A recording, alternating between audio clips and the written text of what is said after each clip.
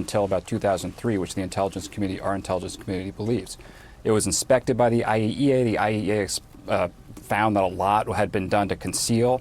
So it is a very sensitive site. And you can learn a lot from information like this, because where is Iran focused on rebuilding? And if it's that particular site, they're either trying to send a signal that, hey, we can start our weaponization work again, or they are trying to pursue to have a threshold nuclear capacity using the fuel that is still underground, that nuclear dust. And then at Parchin, this particular site is where they do the experimentations for ultimate weaponization. That's how I read that. I wouldn't be too alarmed by it, but it's interesting. And one key point in that MOU, Anderson, status quo on nuclear. You cannot do any more nuclear sites, and the Strait of Hormuz should be open. Both of those things, it seems now, are not happening. And Beth, two Israeli sources tell CNN that the Trump administration doesn't want Israel involved with U.S. strikes against Iran. But if the nuclear issue is still so unsettled, do you think the White House would be able to keep Israel from launching new attacks on their own? Probably, but I think that one of the things I would want to emphasize here, to pick up where Brett is and to answer your question, is that, Pickaxe Mountain is a place that the IAEA has never inspected. It was not bombed, as far as I know, during the war, and it is too deep by most accounts to actually bomb it, and Israel doesn't have the capability to bomb even, we had to be the ones to bomb the other nuclear sites. So we really don't know what the activity at Pickaxe is, but it's certainly always been a place of concern, and we don't know. Could they have squirreled away in, centrifuges there? Do they have some highly enriched uranium there? We do not know. But that would be of concern, and Israel can't do anything about that. All we can do is bomb the tunnel entrances, and they can dig those out. So it emphasizes why, even though the weapons program or the nuclear program was set back by years, why do we need to have a negotiation? It's these things, because we don't know, and we need to get it under wraps. And Brett, you alluded to this. A senior U.S. official spoke with reporters late today and said that the sides will never move on to negotiations on Iran's nuclear program while the regime is still firing its ships in the Strait. What do you think that means for likelihood of future agreements? Yeah, Anderson, this is kind of somewhat predictable. We're 2 weeks into the 60-day ceasefire in the MOU. On Tuesday, Iran hit two ships with drones. It was a Qatar ship carrying liquid natural gas and a Saudi ship carrying crude oil. They sent messages to both those capitals, this is Iran to Saudi Arabia and Qatar, saying this was a mistake, this was a rogue group within the Revolutionary Guard, not going to happen again.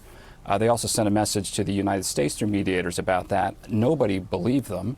The U.S. has responded, and now they're trying to get back to some semblance of a status quo. It is the expectation in the Gulf, and it's the expectation of the United States, that all those shipping lanes will be open. Iran clearly, at least elements of the Iranian system, those that have the power, which is the Revolutionary Guard, they read the MOU to say, well, the Strait of Hormuz will be open in the lane that we identify. So that is really the key issue here. And it's a main issue because it's kind of the crux of what the MOU was all about. And until you get past that, you're not going to have any chance of having negotiation on these much more serious and complex issues. Beth, does the Iranian regime act as one? That argument that, this was some rogue group or rogue faction within the IRGC or whomever launching these strikes, is that a possibility? Because, they've used that sort of argument before. Yeah.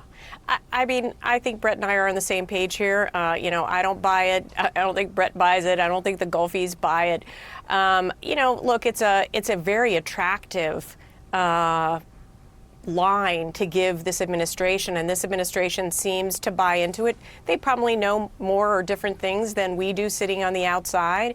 But I just think that you listen to Ghalibaf, who is the key negotiator, it doesn't sound like he's on a different page. So I think that they have core interests They need to create a deterrent. They need to prevent the United States and Israel from attacking them again. And they don't trust, as Golubov said, they don't trust that we are going to get that just through negotiations. They think that we will go back at it again, or Israel will.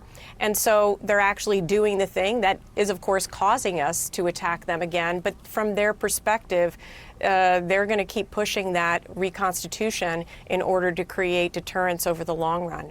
And the Strait is a core part Brett, of that. Go ahead. Yep. Sorry. Yeah, and Brett, the man she's talking about, the top negotiator, Speaker of the Parliament, made a statement that his country remains distrustful of the U.S., saying, quote, "In my view, only those who are prepared for war can negotiate with the United States." You just returned from the Middle East. What are you hearing about the signals that Iranian negotiators are sending? And do you think those negotiators speak for Iran's Revolutionary Guard? Anderson, there's no trust here between anybody. There is a sense that there might be some sort of a power struggle in Tehran. I hear this, we've heard this for years, but this is between Ahmed Vahidi, who's a new head of the Revolutionary Guard, kind of the last guy we would want. He was Qasem Soleimani's predecessor. Soleimani was kind of he was a mentor to Soleimani. He's now in charge of the Revolutionary Guard, an old school Iraq War veteran, hardliner. The Guard has the power. I think Golubov, Bejesky, and the president, they might want to try to get more sanctions relief, get on a better page, given they have serious economic distress. So this is what you hear. There's some sort of a power struggle. But Anderson, I think you're right, and I think Beth and I would agree. We've heard this for years, even before this conflict. But the Revolutionary Guard are the guys with the guns. They're the ones in charge. They're the ones that fire the drones in the Strait of Hormuz. And until they're on the page you want to be on, you're not going to be on the same page with Iran. Beth, U.S. officials also told reporters today that the U.S. expects Iran to issue a public statement declaring the Strait of Hormuz open and that commercial vessels attempting to transit the waterway won't be attacked. Do you think that's likely to happen? I think that they could declare that it's open.